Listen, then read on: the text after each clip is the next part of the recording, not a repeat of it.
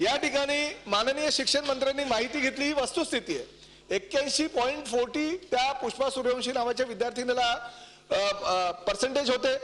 ती त्या शाळेची विद्यार्थिनी होती अध्यक्ष महोदय, ज्या शाळेत मध्ये ती 11वी साठी प्रवेशासाठी ती पाठपुरावा करत होती. ती 10वी पर्यंत त्याच शाळेमध्ये शिकलेली विद्यार्थिनी होती. आणि दुसरं महत्वाचं म्हणजे शिक्षण मंत्र्यांना कदाचित हे कल्पना नसेल, त्या विद्यार्थिनींनी प्रवेश तिचा फायनल केला होता.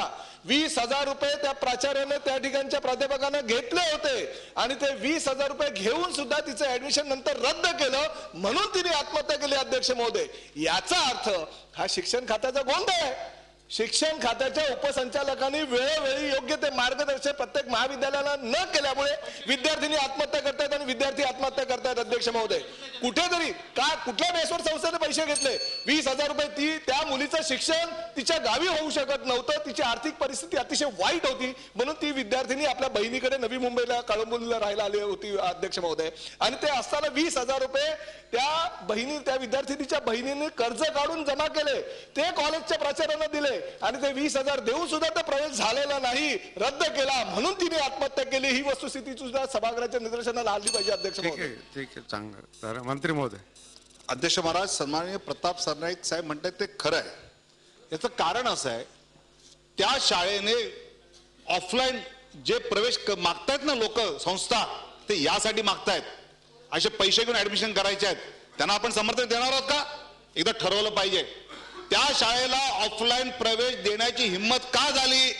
तर ती यासाठी झाली. अध्यक्ष महोदय, त्याचा उत्तर पूर्ण करू द्या साहेब, मला पूर्ण करू द्या. मी अजिबात अंग करत नाही.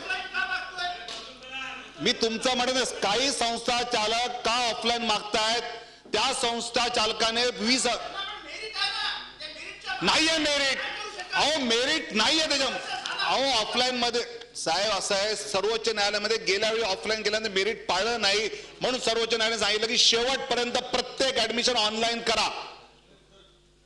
आणि साहेब आता मुद्दा असा आहे की त्या शाळेमध्ये प्रत्यक्ष कट ऑफ 427 ला होती.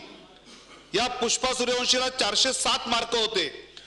वरच्या 20 मार्कात जे मुलं आहेत त्या मुलांना बाजूला काढायचं आणि हिला द्यायचं, असं करता येतं का साहेब? तर करता येत नाही. त्या संस्थेने 20,000 रुपये घेऊन ऑफलाईन प्रवेश केले, कारण वातावरण असं उभं राहिलं.